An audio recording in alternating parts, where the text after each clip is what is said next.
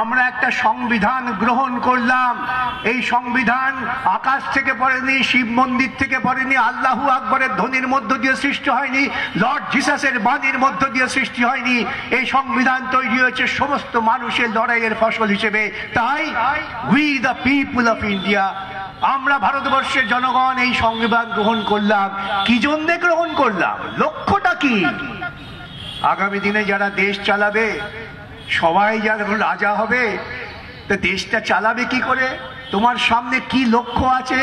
বলা হলো এই সংবিধানে যে আমরা অর্থনৈতিক ন্যায় এবং সামাজিক ন্যায় প্রতিষ্ঠা করব, প্রতিটা মানুষের বাক স্বাধীনতার গ্যারান্টি সৃষ্টি করব, চিত্ত যেটা ভয়শূন্য, উচ্চ যেতাশীল, জ্ঞান যেটা মুক্ত, যাতে গৃহের প্রাচীর রাখে নাই তাদের খণ্ড ক্ষুদ্র করে দিবসা সর্বরি। আমি তেমন একটা দেশ চাই। হে পিতা, আমাকে সেই দেশে নিয়ে চলো।